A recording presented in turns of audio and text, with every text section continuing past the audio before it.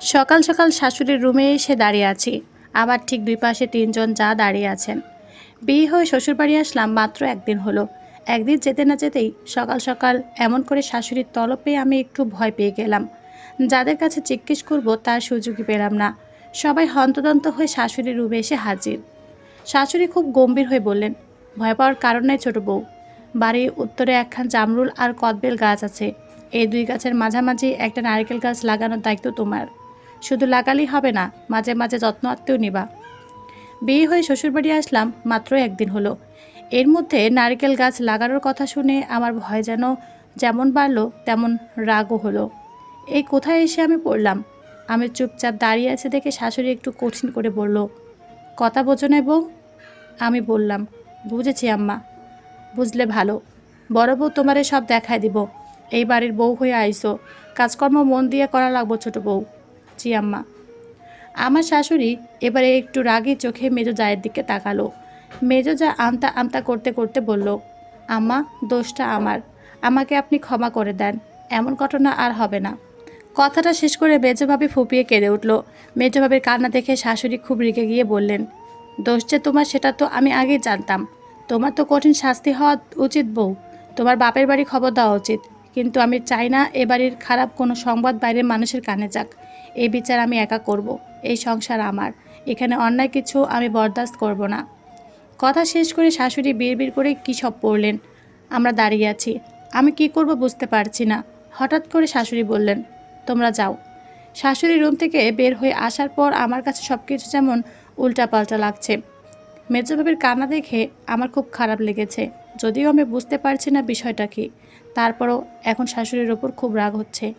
একজন শাশুড়ি যদি এমন করে বাড়ির বউদের শাসন করে তবে তা কিছুতেই মেনে নেওয়া যাবে না। আমিও খান বাড়ির ছোট মেয়ে, আমার ওপর এসব খবরদারি চলবে না। আমি মনে মনে ঠিক করলাম, গাছ আমি লাগাবো না, ইচ্ছে করে লাগাবো না। দেখি শাশুড়ি আমার কি করে।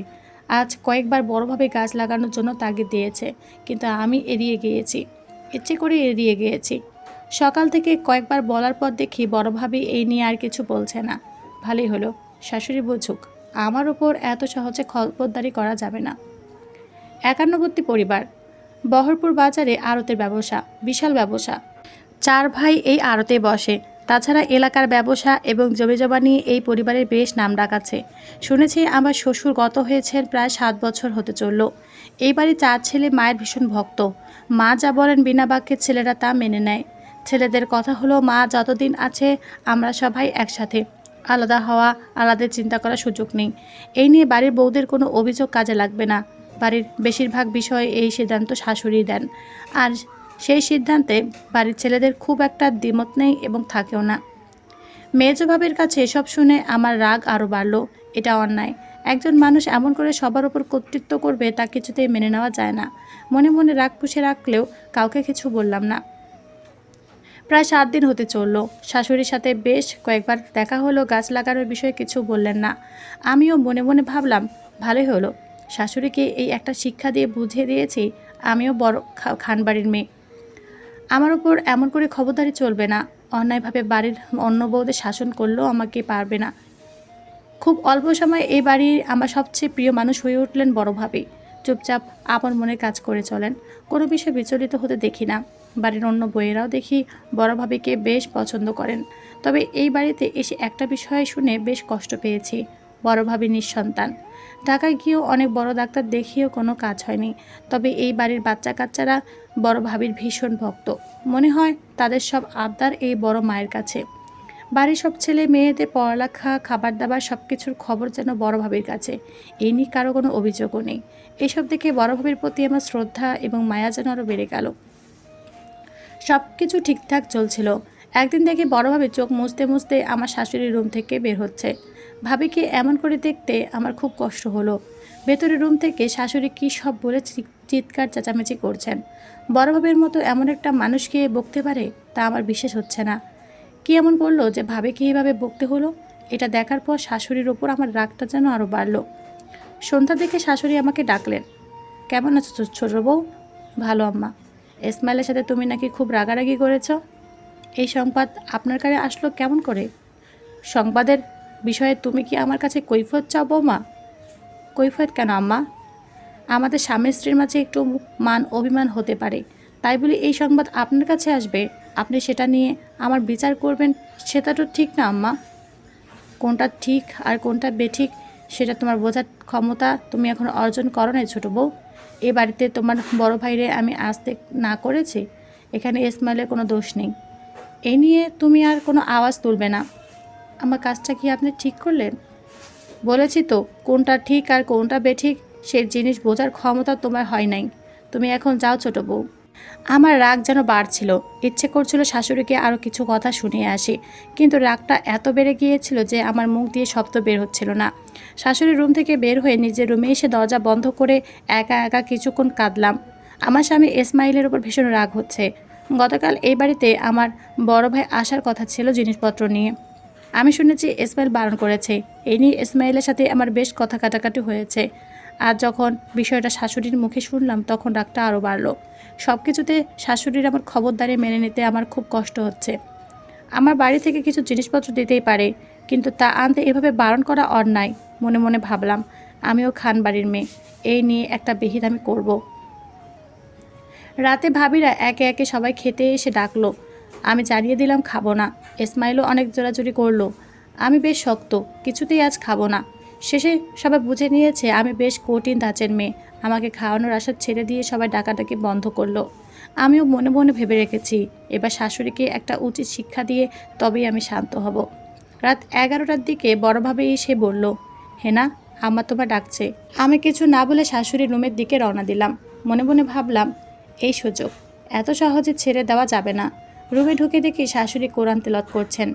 আমাকে ইশারা করলেন বসার জন্য। আমি বসলাম ছোটো টুলে। আমি চুপচাপ বসে আছি। শাশুড়ি একটা হালকা আওয়াজে তেলাওয়াত করছেন। তেলাওয়াত খুব মিষ্টি লাগছে, যদিও আমার ভেতরটা রাগে ফুঁসছে, কিন্তু কেন জানি এই তেলাওয়াত আমার খুব ভালো লাগছে শুনতে। রুমটা বেশ গোছানো। এই রুমে আরও কয়েকবার আসা হলেও এমন মনোযোগ দিয়ে দেখা হয়নি কখনো। সব কিছু বেশ সুন্দর করে সাজানো আছে, যেটা যেখানে থাকা প্রয়োজন সে ঠিক সেখানে আছে, একটুখানি এদিক ওদিক নেই। বেশি কিছুক্ষণ হয়ে গেল, আমার শাশুড়ির তেলাওয়াত শেষ হয়নি। আমার এই তেলাওয়াত শুনতে বেশ ভালো লাগছে। এত সময় পেরোলেও আমার একটুও বিরক্ত লাগছে না। কেন জানি মনটা অনেক শান্ত হয়ে এসেছে। শাশুড়িকে আজ কিছু একটা বলে শায়েস্তা করার সাহসটা যেন মিয়ে গেল। আমি কি সব ভাবছিলাম, এমন সময় শাশুড়ি বলল, এসেছো বৌমা? জি আম্মা। স্মাইল ঘুমিয়েছে? শুয়ে পড়েছে। এতক্ষণে হয়তো ঘুমিয়ে পড়েছে। যাক, ভালো হলো, তোমার সাথে এখন কিছুক্ষণ গল্প করা যাবে। আমার ভিতরে রাগ এখনও আছে, কিন্তু কিছু একটা বলতে গিয়েও বলতে পারলাম না। তখন শাশুড়ি বলা শুরু করলো, এই বাড়িতেই আমি বউ হয়ে আসি মাত্র 16 বছর বয়সে। কলেজে উঠতেই বিয়ে হয়ে গেল। নিজের ভিতর কত রকম স্বপ্ন ছিল। বিয়ের পর ভাবলাম সব শেষ। রান্নাবান্না, স্বামী সন্তান নিয়েই যেন জীবন। আস্তে আস্তে সংসার বড় হতে লাগলো। ঘর বাড়ি, জমিজমার, সম্পত্তি সব যেন আস্তে আস্তে বাড়তে লাগলো। কিন্তু এই বাড়ির বউ হয়ে আসা এই আমি ঠিক আগের মতোই আছি। বাবার বাড়ি থেকে সব কিছু ছেড়ে বসতি করলাম এই শ্বশুর বাড়ি। নিজের জীবনে বিশাল একটা সবাই সংসারের পেছনে দিয়েও মনে হতে থাকে আমি শুধু এই বাড়ির বউ। সবাই আমাকে অমুক বাড়ির বউ বলে চেনে। এত কিছু করেও আমি এখনও অমুক বাড়ির বউ। রাশেদের মা, ইসমাইলের মা তো খুব কদাচিৎ। শাশুড়ি একটা দীর্ঘশ্বাস দিয়ে বললেন, আমাকে দেখে তোমার মনে হতে পারে এই বাড়ির সব কিছু হত্যাকর্তা বুঝি আমি। চাইলে অনেক কিছুই করতে পারি। হ্যাঁ পারি, এখন চাইলে অনেক কিছুই করতে পারি মা, তবে নিজের জন্য কি তো কিছুই করতে পারি না। আমার বিয়ের বছরখানেক পর ছোট ভাইটা মারা গেল টাইফয়েডে। টাকার অভাবে ঠিকমতো চিকিৎসা করাতে পারেনি। আব্বা তো সামান্য স্কুল মাস্টার। আব্বাকে কত কিছু খাওয়াতে ইচ্ছে করতো, অথচ এই সংসারে কোনো কিছুই আমার হাতে নেই। স্বামীর কাছে বলে কোনো লাভ ছিল না। দূর থেকে বড় বাড়ির বউ হয়ে আমি শুধু চোখের পানি ফেলেছি।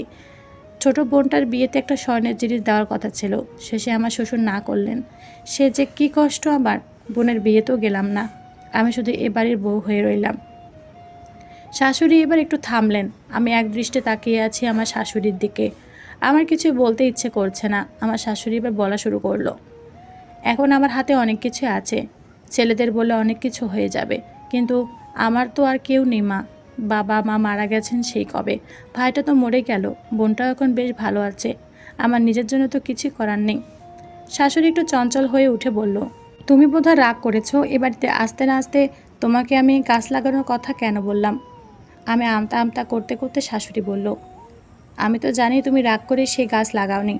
আমি বড় বউকে বারণ করেছি এই নিয়ে তোমাকে যেন কিছু না বলে। মা, আমি চাই এই বাড়ি তোমাদের হোক। বাড়ির উত্তর পাশে বড় নারকেল গাছটা লাগিয়েছে এই বাড়ির বড় বউ, তার পাশের নারকেল গাছটা সেজ বউ, পূব দিকের লকলকিয়ে বড় হওয়া নারকেল গাছটা মেজ বউ লাগিয়েছে। এই গাছগুলো এই বাড়ির বউদের লাগানো, বুঝতে পেরেছে? গাছগুলো দিন দিন বড় হবে, এই বাড়ি ছায়া দিবে, ফল দিবে। তার চেয়ে বড় কথা, এই গাছগুলো এই বাড়ির চারপাশ ঘিরে রাখবে। তা শুধু না, এই গাছগুলো দেখলে তোমাদের ভেতরে একটা সাহস আসবে।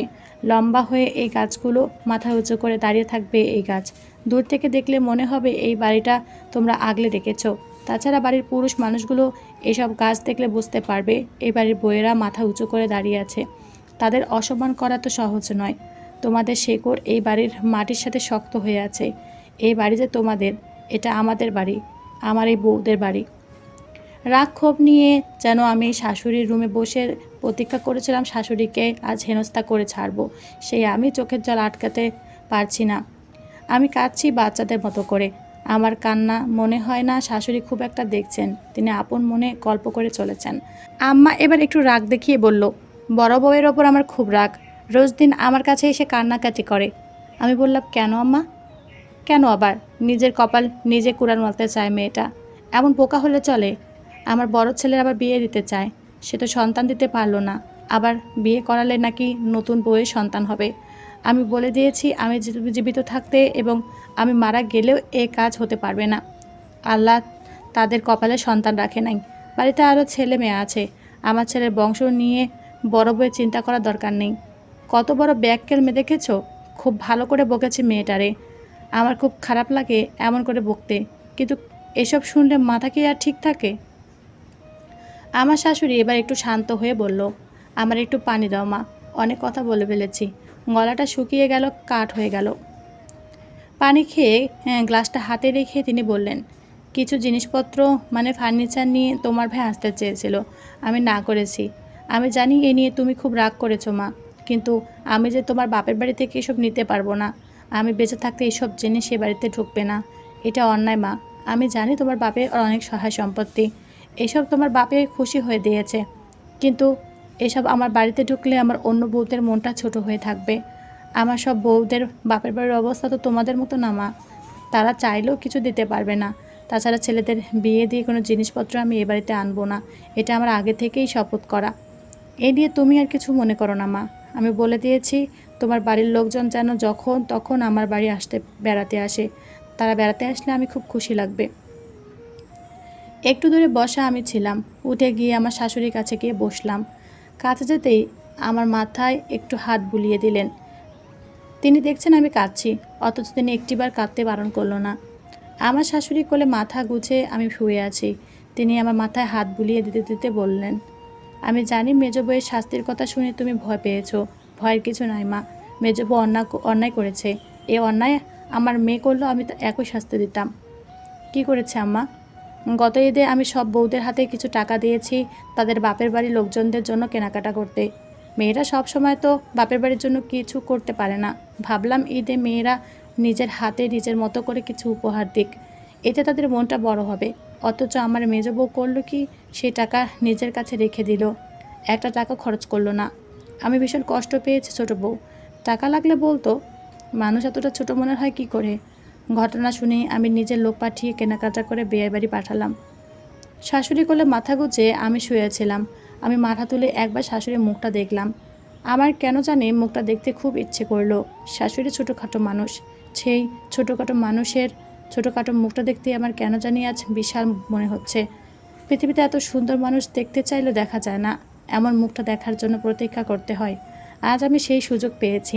আমার ইচ্ছে করছে আর সারাটা রাত এই মুখটার দিকে তাকিয়ে থাকি। চলো বৌমা, অনেক রাত হয়েছে, এবার আমরা খাওয়া দাওয়া করি। শাশুড়ি হুট করে বলে উঠলেন, আপনি খাননি আম্মা? আমার বাড়ির ছোট মেয়েটা না খেয়ে আছে আর আমি মা হয়ে খেয়ে নিব, তা হয় কেমন করে? এই বাড়িতে এমন নিয়ম কখনোই ছিল না। এবার আমি ঠিক বাচ্চাদের মতো হাউমাউ করে কেঁদে আমাকে জড়িয়ে ধরলাম। আমার বুকে মাথা গুঁজে আমি শুধু একটা কথাই বললাম, আমাকে ক্ষমা করে দেন আম্মা।